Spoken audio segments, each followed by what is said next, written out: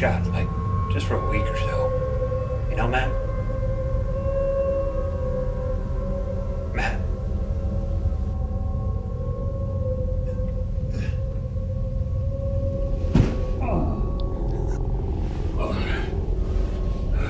Oh, Marty. Legs asleep, all right. Matt. Matt. Matt.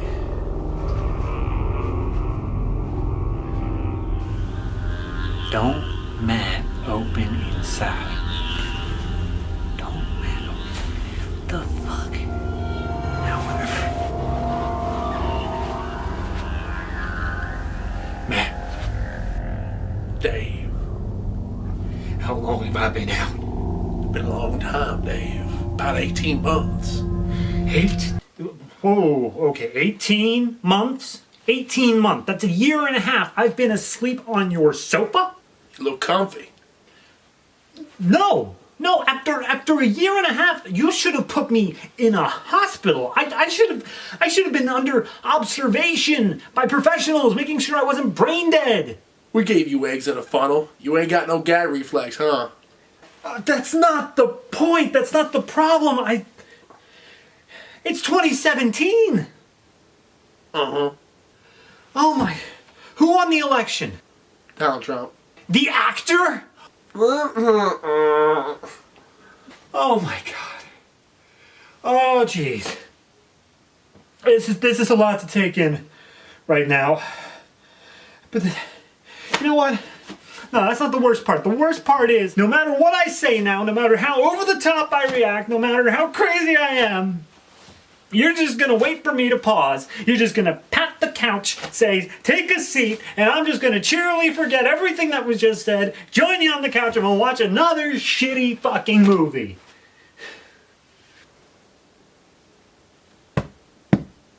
Get over here, boy. Take your seat. Okay. We watched a movie today. The Walking Deceased. I think you mean The Walking Dead. The Walking Deceased. That's not a thing. The Walking Motherfucking Deceased. Now they're fucking. Yes, your Great. mother. Great. No, wait. All right. So, Directed by Scott Dow. have you heard of them? Nope. Good. Nobody else has. So, this movie is a obvious parody movie off of the genre of zombie films and TV shows. Let's see here. We got, obviously, The Walking Dead, Zombieland, Warm Bodies. 28 days later. 28 days later, Shaun of the Dead makes a brief cameo. Yeah. Let's go back to the Winchester. Some fat British dude. We're British, surely. Loyal. All right. There's a few other ones in there. I don't care enough. So, Dawn of the Dead. So the plot. I'm just going to go ahead with it. There's a few plots. Plot number one, the Warm Bodies plot. There is a zombie who is thinking, and he's regaining his humanity. And he wants to get his dick wet. Yep, he comes across this girl named Brooklyn. Get to that. She's, you know, part of a zombie group, survival people, and he's like, me, who hurt you? And his name's Romeo. Me, bone you. Like, Damn. that's the entire How thing. did I miss that? But yeah, so he goes along with them, and she's protecting him from being killed by the other survivors. Second one, the Walking Dead plot, which is Sheriff Lincoln. Yeah, Sheriff Lincoln. Looking for his son Chris. who he keeps calling Carl. Carl! He wakes up in a hospital. He goes out. He finds his son is taking over the strip club where his mom works because his mom's such a whore. She gets bit in the tit. Yeah. They shoots her in the head. He's just like, oh, she's turning. He's like, nobody will pay to see a one-titted stripper. Top dollar to pay a one-titted stripper. How many people paid top dollar? You had 2 people. So then he comes across, they both get together and they're like, hey, I know where this plot's going. And they get to the third plot, which is the Zombieland plot. And what that is it's a group of 4 survivors, 2 men, 2 girls, Woody Harrelson, Jesse Eisenberg, I'm sorry, what's the name? Chicago, Green Bay, Brooklyn, as we mentioned before, and Deaf Girl. Really wish I would have looked up her name. Who was the little sister, and she only talks in inner monologue, but not monologue. As text that pops up. It's like House of Cards-esque, sort of like the text messages popping up next to it. Kinda. Maybe that was the reference. Maybe. Who knows? Well, no, but it probably was another. No. Remember in Zombieland, all the different rules would pop up in typography? That's true. Them? So maybe that was the reference. Maybe. Either way, it's If there's stupid. something more specific, comment. Yeah, so, if you guys care enough in referencing something else, you've seen this movie on Netflix, comment. So the entire movie, all of them get together and they're all in one big... Oh, and there's Daryl character is hanging out with Darnell, who uses pretty much a toy crossbow that never does anything. See that one? And I was like 5 feet from him. He's constantly going around. He's running around. She's like, "What are you doing? I gotta get my arrows. You got like 20 on your belt. Leave me alone." So the whole... Stop ganging up on me! You're not my fucking mother! So the whole movie moves together to the third act, which is at Herschel's farm, in this movie known as Safe Haven Ranch. Led by Abraham. Abraham, his wife Sarah, and Isaac, the daughter. Never really comes up again. Fairly attractive blonde who gets stoned. Yeah, so they have this whole huge stoner scene. They're like, and they show off some fireworks, which attracts the walkers. During the day, too, so you can't even listen. Just like see the fireworks, just smoke. So they're like, we got to defend this place, and they stop shooting all the zombies and all that sort of stuff, and then comes over the radio. There's a cure. There's a cure in the water, and they put it in the water supply. So just spray them with water and they'll be instantly cured. And they're like, oh shit, all right. And so Romeo... Never mind the fact that we are on well water. The warm bodies, zombie, he's like, I'll give it a shot. And he gets that. And the Brooklyn gets bit earlier because she's like, I want to live with forever. You forever. Bite me hard. We got matching bites. Ain't that cute? So they spray her and she gets cured. And then they start spraying all the other zombies and everyone gets healed. And then at the very end, they're like, oh, we're gonna be fine. Get ready to bang. And then it comes over the radio. Well, hope you're going to have a good Memorial Day because the world's about to be hit by a giant asteroid. Shit! And that was The Walking Deceased. Matt, talk about something. I don't even care what. Well, right off the bat, the one thing that you have to approach is the acting, and most specifically, the acting of one particular character really kind of drives this for me. And I think I know who you're talking about. It was the actor who played Sheriff Lincoln. Okay, yeah. Don't know his name. He is Tim Ogletree. That's not right. No. That's Green Bay, because he's the main character. Yeah. Technically, he's the main Is he Joey character. Oglesby? No, I think that's Chicago. I'll look it up. Keep going. Alright, but his character... Dave Sheridan. Who was also a producer. That makes sense. Yeah. Very comedic. The best way for me to describe this is as blunt as an oncoming train. Okay. It's going to hit you eventually, but it's going to hurt when it does. Okay. And his performance hurt me. That isn't to say obvious. I want to take a step back real quick. In general, for the acting, that was very possible with me. The very beginning of this movie was pissing me the motherfucker off. Oh my god. You have no idea. Oh, I was seething. I was frothing at the mouth. Jeez. And it really was because that this movie was reminding me way too much of Taint Light. See episode 1. Episode 1. That was the movie that we ran in for 45 minutes about. That movie pissed me off ungodly. This one literally was following that style beat for beat. And also, though, it was like following in Chris Seether's footsteps. Well, that was it wasn't as cheap as Taint Light, but I mean, it kind of like was like they're caught in the middle between Chris Seether and Freeburg and Selzner. And whatnot. It's like they're kind of caught in the middle with them. They're a low-rent Freeburg and Selzner, which is not a good thing to be. But regardless of what actually that might be, the cast definitely seemed like they were having fun. Like, I cannot besmirch anybody for having a good time. I can't. I bet working on this movie was fun as shit for everybody. Having said that, these guys' performances are about as subtle and well-versed as a goddamn blood-covered turd. It just is. It's just terrible. Okay. I'm gonna go the opposite side on that. I liked it. The acting aspect of it. I can't say any one person was particularly bad in their performance. Whether or not the writing was strong, that's them. But it was also the directing, though, too. But, like, especially the Sheriff Lincoln character, I was going the opposite route. Was that there's that meme, the panel comic of Rick Grimes, where he's after Lori's been shot and he's just like, "Arr!" and he's making puns or whatever. "Arr!" But in that moment, he's crying, he's sobbing, stuff like that. This guy takes that and pumps it up. They're like every other line. Anytime he gets even slightly like an emotional line, he immediately goes to like, "Your mom, she turned, didn't she?" And I like the fact that he's just pumping it up to 11. Same thing for Carl, where like he starts out being this complete and utter fucking nothing. Like he couldn't hit a T-ball, literally. And then he turns into a badass, which is kind of like the evolution of the same kid, Chandler Riggs over the show. Not sure. I like those comparisons.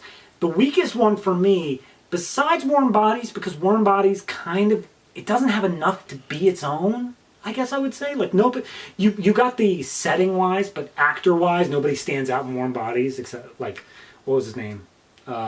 John... whatever. Anyway. Don't even try. So, the one that really doesn't work for me, though, is the Zombieland actors, because they don't play up their own tropes. I mean, the Jesse Eisenberg character, he's so, like, unsure of himself, and that's kind of like what the Jesse Eisenberg thing was, but it's kind of on par.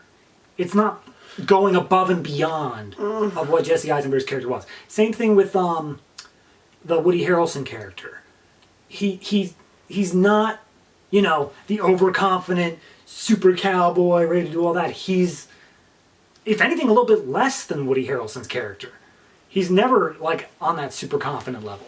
So acting wise, I really feel like it was whatever Sheridan who really made it actually better, because it's a parody. I mean, it was supposed to be taking those things and pushing it to the limit. Well, the parody in and of itself doesn't necessarily mean that they had to push it to the extremes in every case. No, not at all. But it's not a case for subtlety, I don't think, in this particular movie. It was never going to try to be subtle.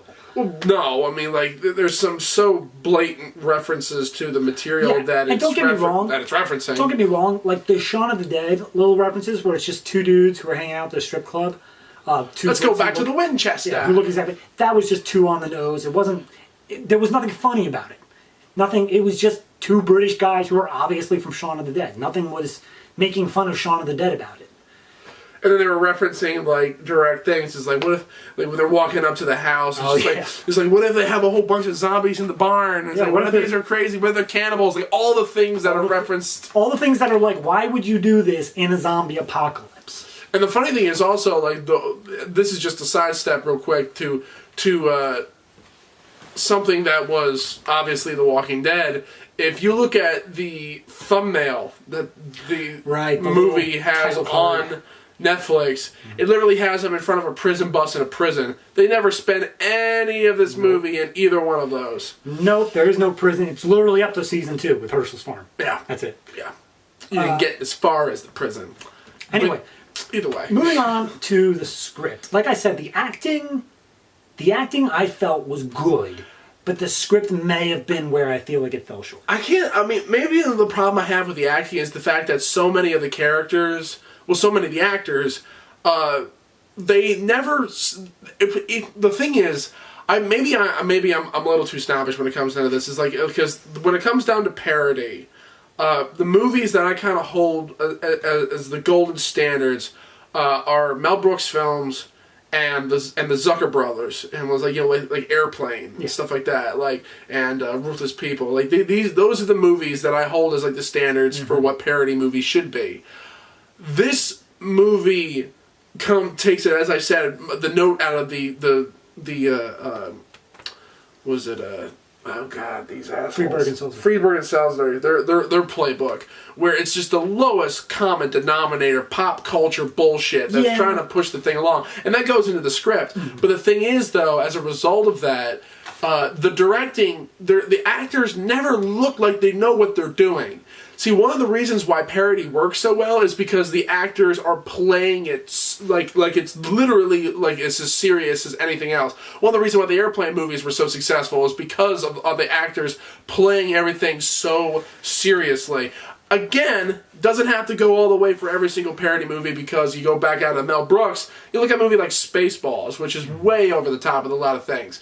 The problem is, though, the actors in this movie, they played it up to a degree in which that I knew for a fact that even in the context of the movie, they weren't buying their own performances. They were having fun with it, yeah. They were going over the top. They're doing George C. Scott and Dr. Strangelove over the top shit going on. But at the same time, I don't think it was effective.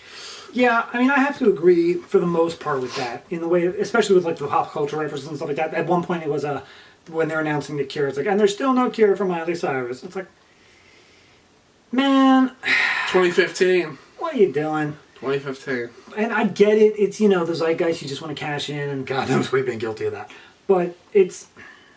The opening credits sequence wasn't bad, though.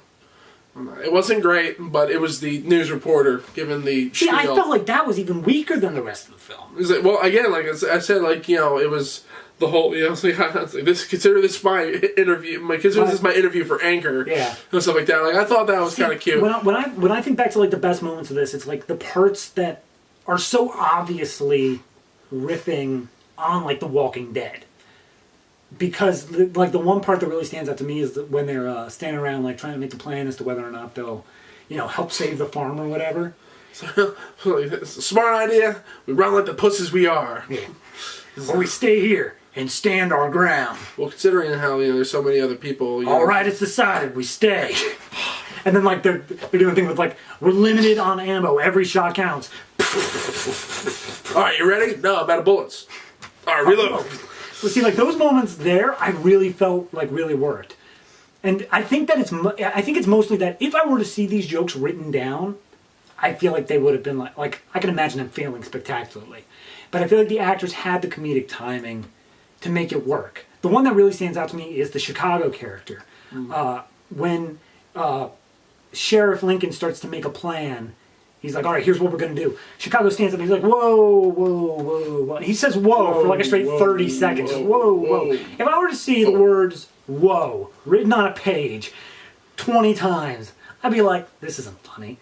But that guy, I think, managed to pull it off. It wasn't, you know, spectacularly hilarious, but it wasn't me sitting there going like, come on. That was me. Yeah. So I guess it's just different taste there. But different reactions to this. Yeah, personally, I thought that it was decent to say the least, and it at no point in nobody's performance was I ever sitting there going, Jesus fuck, this is what you fucking want to do. I thought I was going to be that way with the Carl stand-in, but even once he turned out to, you know, man up after the apocalypse, he actually had some good scenes. Like there was one point where he's going up to Chicago and he's like, you just got high with a bunch of teenagers, we ain't listening to you, and just slaps them. You ain't leading shit. And it's like, all right, cool. But I mean, that pretty much, I mean, yeah, I mean, script. Well, the one thing, the script, like, in and of itself, and you're right, when it comes down to, like, just reading it off of the page, like, I mean, I wouldn't pick this thing up to direct it at all. No. And I did Mafia: The True Story. You know, you understand. Available on this channel. Yeah, it's like, that's an interesting piece of shit movie. But for many other different reasons.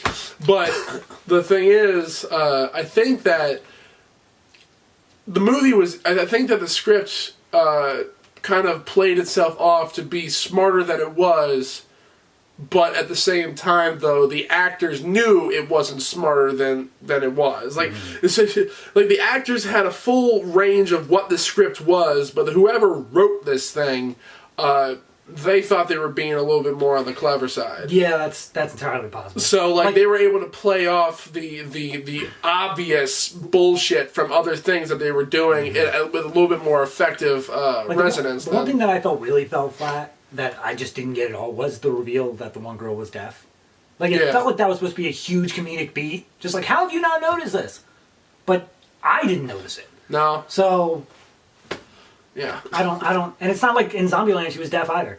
Technical aspects. Technical aspects, I mean, to be honest, actually, for me, the technical aspects were the highest point of the movie. Yeah. There was that one zombie with, like, the Two-Face style makeup sort of thing. It's like eye was bulging. Yeah, I thought, like, you know, there was a lot of kind of standardized zombie makeup with a lot of these people, which obviously I understand completely, especially from a budgetary constraint. Yeah. But at the same time, though, the effects were decent. The only time that the effects really got to me is when they were all having their high scene, and there were two actors who were not taking hits from this bong. Brooklyn and Romeo. Yeah, and oh my god, they used fake CGI smoke, and holy shit, so is it obvious?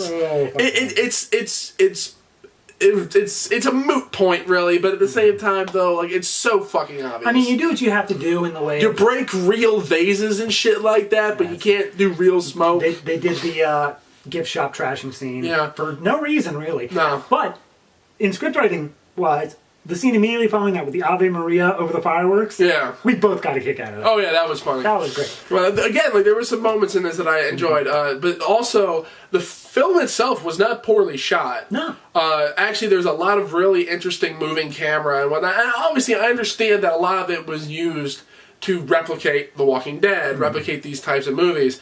And it did that, actually. It did a very good job. Whoever is the cinematographer on this, you know... I saw it. It's only one. It's only one cinematographer. I know that. Because I think, you know, whoever did the cinematography on this, you know... Sean Hart. Sean Hart. Done quite a few things. Okay, not that much. It's like Sean Hart. You know, if you ever find this, Sean, you did a really good job on the cinematography. It kept my interest. It was eye-catching enough. The color grading on this was not so washed out as I was expecting it to be. Yeah, I mean, it's not as washed out as The Walking Dead. Immediately after this, we turned on The Walking Dead, and it's... whew.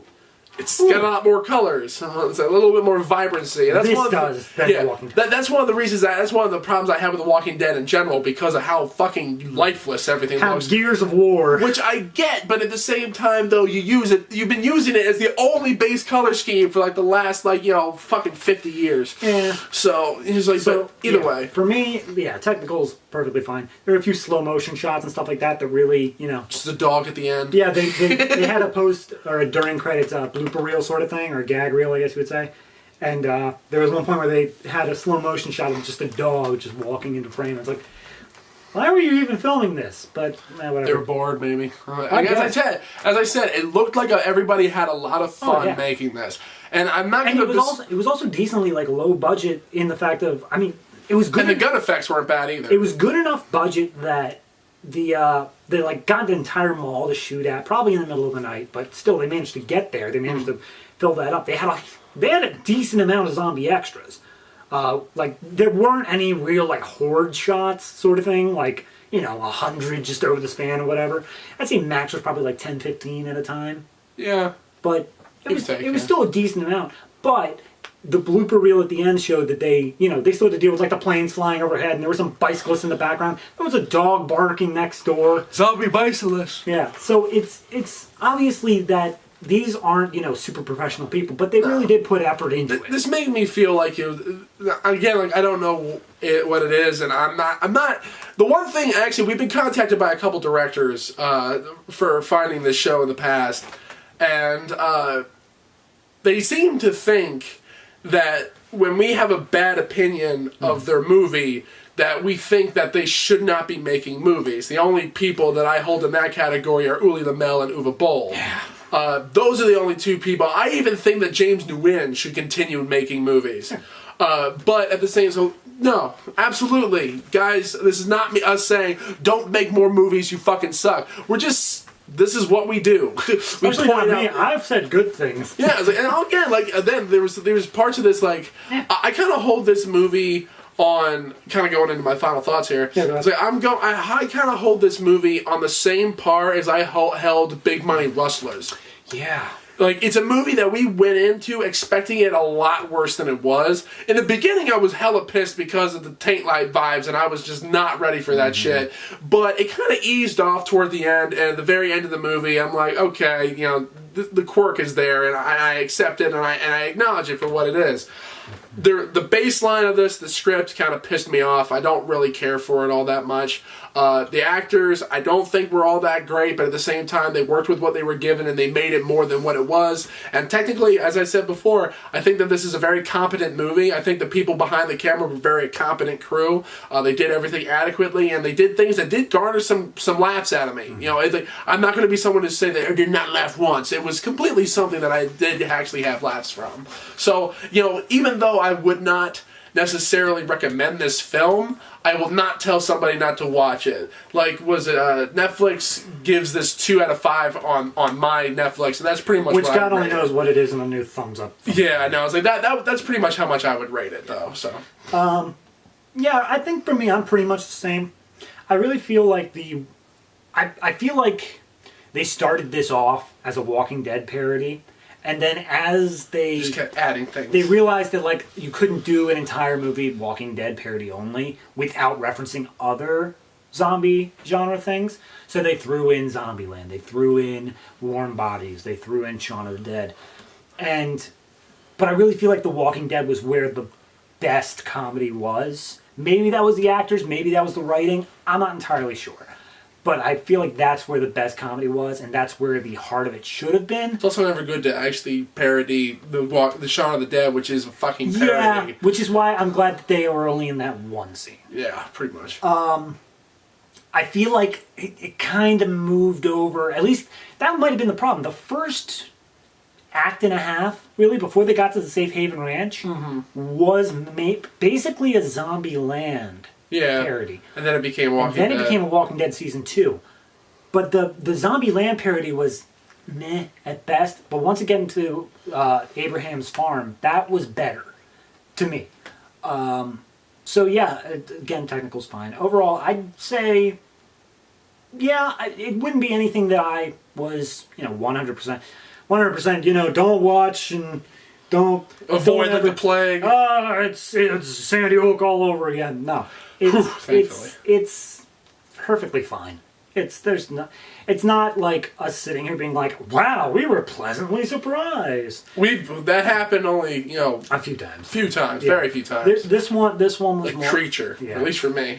For me, the one I think of is the Formula. Where we were sitting down, we were expecting hell, and we were like, it wasn't that bad at all. No, it wasn't great, but at the same time, it wasn't bad. And I put that around this category, where it was fine. It wasn't anything outstanding. It's not special, but it's not tragically It's just going to be one of those things that, hey, can you tell me what was going on in 2015 in the zombie genre? The Walking Deceased. It basically sums it up. It's a little time capsule. It's immediately outdated, but it's there. Yeah. So, that is Walking Deceased. Walking Deceased, yes. Welcome back to ShitFlix. We're back. We're by. Weekly. Yes. Okay. And, we're going to get you the next episode as soon as we get it. All right, yeah. Okay. Yeah, I've been out of commission for 18 months. Yeah, 18 months. So, what all has happened in the world since mid-November of 2015? David. Yes. It all started with a gorilla named Harambe.